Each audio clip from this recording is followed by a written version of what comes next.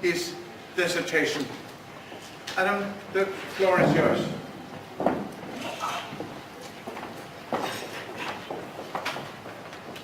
Thank you, Willie.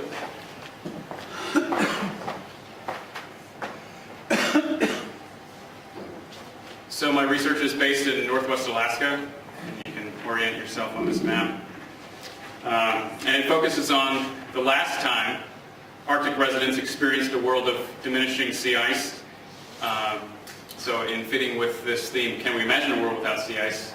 I hope to show you how I'm helping to reconstruct the last time the experiment was run.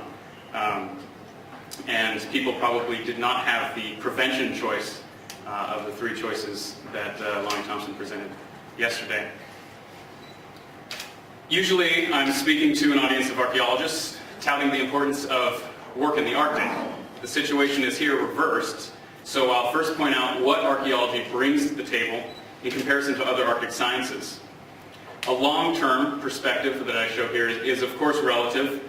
In the Alaskan Arctic, humans are known into the late Pleistocene, so later than, or less than 15,000 years ago. So that might be short from a geologic perspective.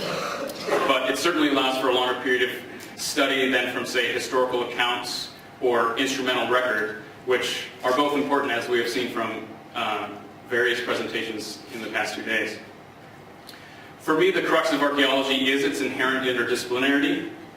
I will say we, as archaeologists, frequently rely on colleagues from other fields, such as geology, ecology, social anthropology, just to name a few, to add perspective and breadth to our own work.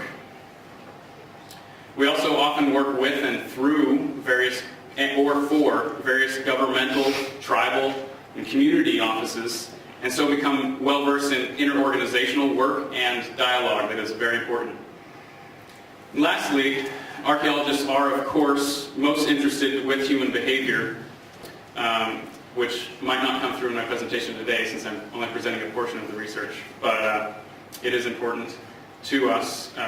Often subjects that we deal with are technology, economy, human and environmental interactions, so many of the themes that we've touched on, again, these past few days. But in this way, we always hope to give a human face to the past, but as well as serve as a disciplinary bridge between natural and social sciences. Though other fields can claim one or more of these points, I think archaeology is able to contribute to all three collectively, or at its best can contribute to all three collectively, and for that reason adds strength to Arctic studies as a whole. So what I'll present on today focuses on paleo-environmental and cultural change on the North Shore of Kotzebue Sound in Alaska. My work is part of a larger multi-year collaborative project run by my university and the National Park Service, which is a U.S. governmental agency. The series of beaches shown here, called Cape Krusenstern, is part of a federally owned land system that is protected in large part due to the cultural heritage and archaeological resources therein. Just a brief landscape history. The Cape started forming approximately 5,000 years ago as a series of spits from the east after sea level stabilized, and it might be, I think you can make it out on the map. There is also a paleo record paleo marine record in the orientation and alignment of the different beach ridge systems. So that allows one window into past, at least nearshore marine environments. My interest in sea ice lies in its importance to Arctic coastal peoples, as was shown yesterday by Mayor Ita's comments and presentation.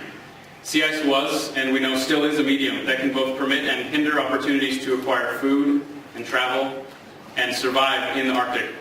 The skill and expertise that is required to live with and understand sea ice is quite obvious from the traditional knowledge of the Inupiaq people of the Alaskan coast, as well as all circumpolar peoples.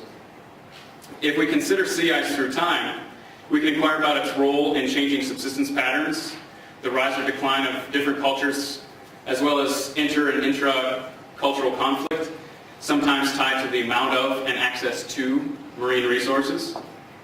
This reconstruction of an ice scape is simple and basic, but it's one currently missing from prehistoric scenarios.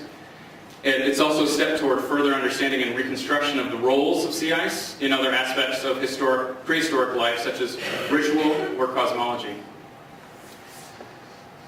So to learn about past climate, archaeologists have largely looked to available paleoclimate proxies or indicators from the terrestrial record, such as tree rings and pollen, that can, and as well as beach ridges, such as I showed you for a nearshore marine record.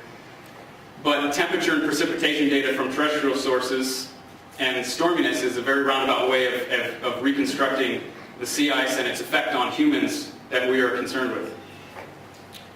So, to add to these proxies, I'm using methods that have recently proven successful in the eastern Canadian Arctic as well as in the North Pacific, and I'm looking at changes in the archaeological fauna or the actual animal bones present in the sites throughout the Cape.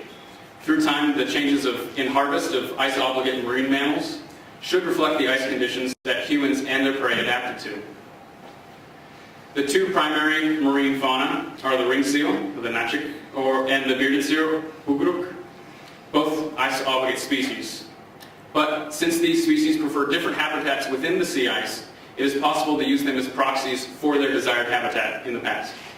Ring seals were traditionally hunted on fast ice at their breathing holes, whilst bearded seals were taken by boat on floating pack ice, in the springtime usually. Each species adapted to its ice environment, and changes in that environment, such as ice duration, extent, and timing in the seasons, should be reflected at the population level and therefore in the subsistence harvest record of these animals. So, though I'm not complete with my analyses, they're still in progress, they've shown thus far quite different tallies of species used between two different cultural periods depicted here. The Ipitak culture is known only in western and northern Alaska. It's seen as technologically anomalous, as it does not show the use of items that we know are used in the north today, like oil lamps, ceramics, or ground slate. But they are known for very dramatic and ubiquitous artwork. The Tui culture is known for its technological complexity, and it is acknowledged as direct ancestors to the modern Inupiaq and Inuit of Alaska, Canada, and Greenland. So the interpretation of the two graphs behind me is a little bit more complicated than I can express in this short amount of time. But in a broad sense, right now, it's meeting expectations offered by more general paleoclimatic understandings. The Tule period we have here is at the beginning of the medieval warm period, so we have temperatures rising, sea ice diminishing, so therefore imagining this world without sea ice. The Ipitak period before that shows that we have captures of more ring seals that are associated with fast ice caught during the winter, and less as climate warms.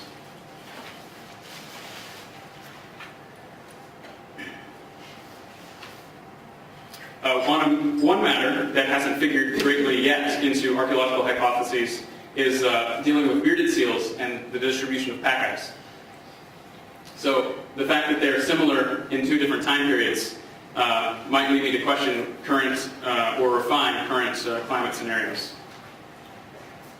So to summarize these main points of my research plan, I'm looking at ratios of the archaeological fauna to get at variability in the ice extent or duration and the ice type. But what's most important is that because these proxies are coming from the archaeological record, we can put them on a human scale that simply does not always exist in other proxies such as tree rings, ice sheet data, or etc. So here you can see, for example, we have more than 3 sites, but this is an example of how we can map it through time in one location and evaluate the change of sea ice here in Northwest Alaska.